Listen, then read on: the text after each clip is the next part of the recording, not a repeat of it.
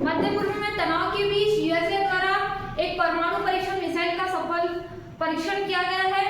पूरी दुनिया में ये खबर है कि ईरान, इजराइल और यूएसए के बीच में एक सैन्य युद्ध चल रहा है और इसी बीच में एक खबर निकल के आ रही है कि यूएसए के द्वारा जो है एक परमाणु मिसाइल, मतलब इस मिसाइल का नाम है आपका ड्यूमेस्टिस मिसाइल का परीक्षण किया गया है। इसे मिनट में थर्ड या एलसीएम 30 भी कहा जाता है। तो इसकी खासियत क्या है, इसके प्रमुख बिंदु पर आज हम चर्चा करते हैं। वह ये कि यूएसए, इजराइल और ईरान के बीच में सैन्य युद्ध चल रहा है।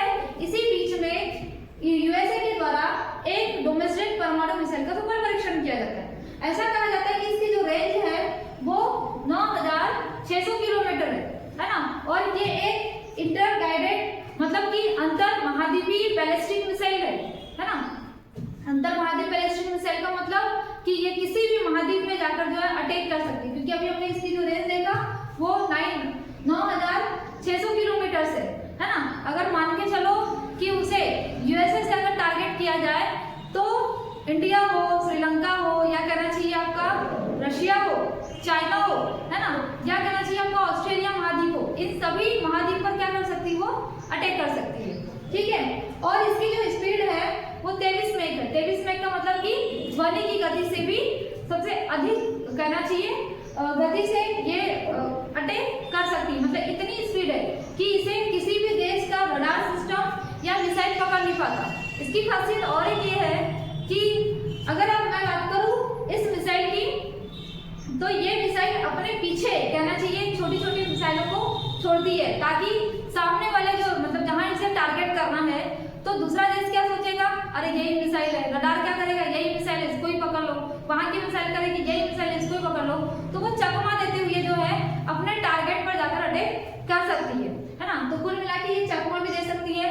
और इस मिसाइल की खास बात यह है कि ये जमीन के अंदर से है ना हवा में मार कर सकती है। ठीक है, जमीन के अंदर से मतलब आप यूएसए को मतलब दूसरे देश को पता ही नहीं कि यूएसए ने जो है कहां से इस मिसाइल को लॉन्च करने वाला है ना। अगर उसे पता रहता तो हो सकता है कि वो अपने किसी और मिसाइल के थ्रू उस पर अटैक करा दे। तो यूएसए ने इस मिसाइल का परीक्षण इस प्रकार से किया है कि उसे जमीन के अंदर है ना, जमीन के अंदर से अगर लॉन्च किया जाएगा तो किसी और को ये जानकारी पता नहीं चलेगी। ठीक है, अब अंतर महाद्वीपीय बैलिस्टिक मिसाइल ये हो गया। इसकी जो दूरी है 6700 किलोमीटर है और ये मतलब वायु में मतलब ऊपर हवा से सतह से हवा में जब ये जाएगी तो 28000 किलोमीटर पर आवर्स की गति से जो है ये गति करेगी। और ऐसा कहा जाता है कि ये अपनी कहना चाहिए जो गति है ना उसको कम और ज्यादा भी कर सकती है। देन ये अपनी लोकेशंस भी चेंज कर सकती है खुद। ठीक है, अब आपको पता है कि ईरान के द्वारा हाल ही में एक खबर आई है, क्योंकि ये जो बैलिस्टिक मिसाइल है इसका जो परीक्षण किया गया है वो 5 मार्च 2026 को किया गया यूएसए के द्वारा। उसके पहले ईरान में भी जो है न्यूक्लियर टेस्ट किए जा रहे हैं। ऐसी मतलब मीडिया रिपोर्ट के अनुसार ये खबर आई है कि ईरान के द्वारा जो है न्यूक्लियर परीक्षण किया जा रहा है। तो यूएसए ने भी बोला कि चच्चा हम भी जो है खाली बैठे नहीं है ना, हमारे पास भी इतने सारे जो है हथियार है।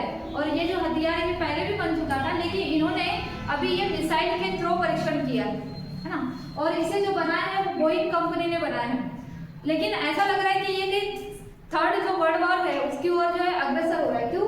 क्योंकि अगर मैं बात करूं सेकेंड वर्ल्ड वॉर की जो 1940 में स्टार्ट हुआ था, 1944 में जापान के नागासाकी और हिरोशिमा जो 2 शहर थे उस पर परमाणु अटैक किया, परमाणु मिसाइलों के थ्रू जो अटैक किया गया है ना।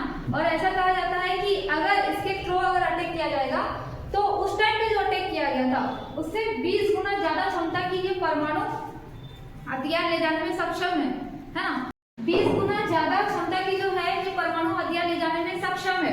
ठीक है, इसका मतलब कि ये एक प्रलयकारी मिसाइल है ना। अगर देन कभी ऐसा हुआ कि ईरान लास्ट मोमेंट में नहीं समझ रहा, बच्चा अगर लास्ट मोमेंट में नहीं समझ रहा है तो हो सकता है कि यूएसए के द्वारा इस मिसाइल का जो है डोमेस्टिक जो मिसाइल है उसका यूज किया जाएगा। ठीक है, तो आप मुझे बताना कि इस मिसाइल के थ्रू वैश्विक स्तर पर क्या हलचल उत्पन्न हो गई है। Thank you.